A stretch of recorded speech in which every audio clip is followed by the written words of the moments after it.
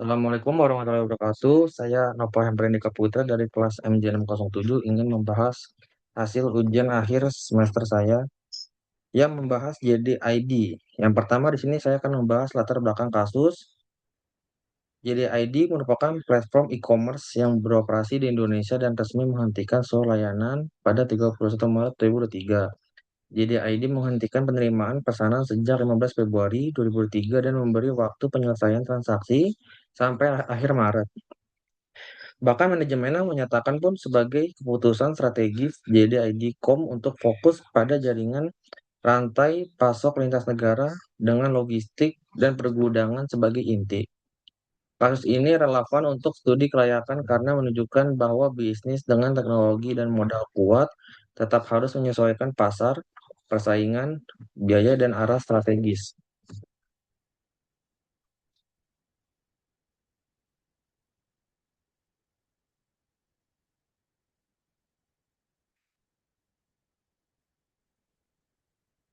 Untuk yang gambaran kondisi bisnisnya pun, jadi ID pernah berkembang sebagai pemain e-commerce dengan kekuatan pada keaslian produk, teknologi, dan dukungan logistik. Namun persaingan e-commerce Indonesia sangat ketat, terutama dari Shopee, Tokopedia, Lazada, Blibli, serta sosial e-commerce yang lainnya. Data similar web yang diberikan kata data menunjukkan JDID pada kuartal 5 2022 tertinggal dari sejumlah pesaing utama. Pada 2022, JDID juga melakukan perampingan atau PHK sebagai bentuk adaptasi terhadap perubahan bisnis yang cepat. Untuk analisis aspek pasar dan pemasaran, di sini saya akan membahas peluangnya untuk JDID. Penetrasi internet dan kebiasaan belanja online menciptakan pasar yang besar. Untuk ancamannya, konsumen memiliki banyak alternatif dan mudah berpindah platform karena promosi, harga, gratis ongkir, kemudahan pembayaran, dan pengalaman pengguna. Masalah utamanya, di sini JDID belum cukup kuat untuk mempertahankan posisi dalam persaingan mass market. Untuk layakan pasar, secara industri masih menarik, tetapi strategi JDID perlu lebih fokus pada segmen yang benar-benar dapat dimenangkan. Untuk rekomendasi, di sini saya akan memberikan rekomendasi fokus pada bernilai tinggi, personalisasi, loyalty program, omnichannel, dan diferensiasi berbasis keaslian serta layanan. Untuk analisis aspek teknis dan operasional, kekuatan JDID berasal dari teknologi, sistem pergudangan, dan kemampuan logistik yang didukung ekosistem JDID.com. Tetapi, infrastruktur yang kuat juga menimbulkan biaya tetap dan operasional yang besar jika volume transaksi tidak cukup. Penutupan JDL Express Indonesia sebelum penutupan JDID menunjukkan adanya penyesuaian terhadap struktur operasional. Layakan operasional tidak hanya ditentukan oleh kemampuan teknologi, tetapi oleh kesesuaian kapasitas dengan volume dan margin transaksi.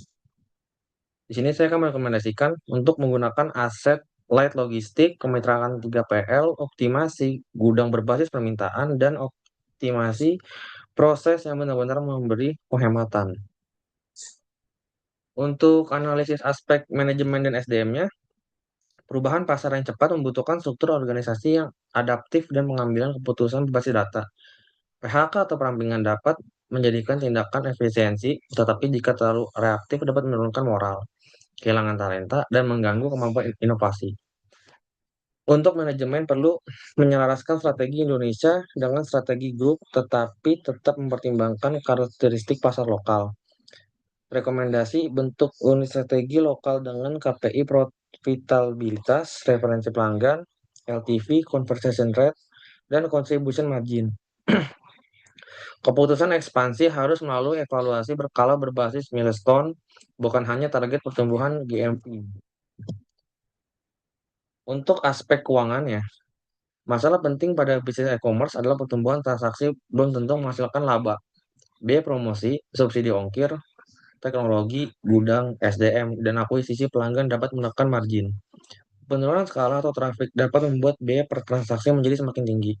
Kelayakan keuangan seharusnya diuji melalui kontribusi margin pre-order, LTV atau CAC, runway, break-even point, dan skenario sensitivitas.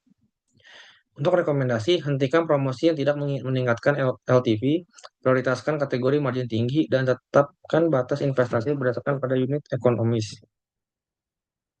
Untuk analisis aspek ekonomi, sosial, dan hukum, di sini saya akan membahas untuk hukumnya perubahan suku bunga dan kondisi global dapat memperketat pendanaan startup dan meningkatkan tekanan efisiensi. Untuk di sosial, penutupan berdampak pada karyawan, seller, konsumen, mitra logistik, dan ekosistem digital. Untuk hukum, marketplace harus memastikan penyelesaian transaksi, refund, data pengguna, kewajiban kepada seller, dan komunikasi penutupan sesuai ketentuan.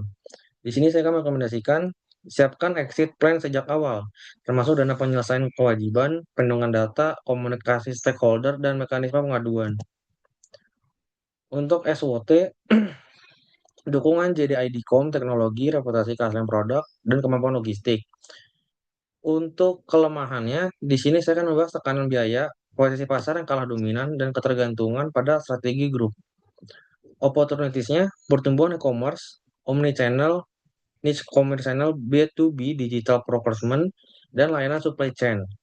Di sini untuk trace-nya, perang harga, subsidi promosi, social commerce, perubahan perilaku konsumen, dan biaya akuisisi pelanggan. Untuk di sini kesimpulannya, peluang pasar itu memang ada, tetapi modal mass market dengan biaya tinggi membutuhkan diversifikasi dan disiplin untuk unit ekonomis. Rekomendasi agar kasus serupa yang mungkin tidak akan terjadi. Di sini saya akan membahas yang pertama, lakukan feasibility study dan stress test sebelum ekspansi besar. Gunakan unit ekonomis sebagai dasar keputusan, bukan GMV semata.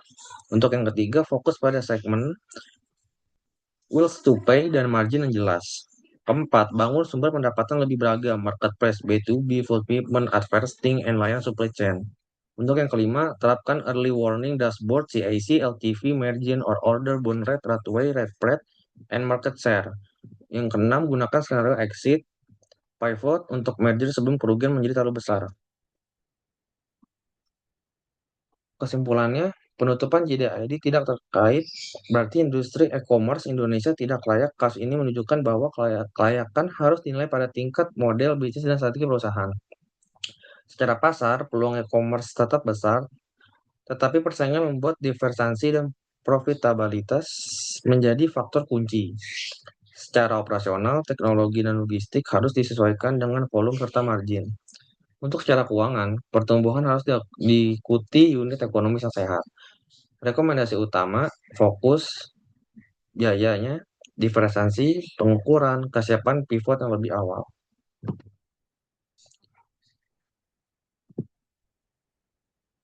Berikut ada referensi yang dimana saya ambil. Ada pertama Kompas, kedua Antara, ketiga dari kata data, yang keempat dari Bloomberg Tech News. Di sini semua sudah lengkap. Saya mendapatkan referensi dari sini. Sekian, selebihnya mohon maaf. Assalamualaikum warahmatullahi wabarakatuh.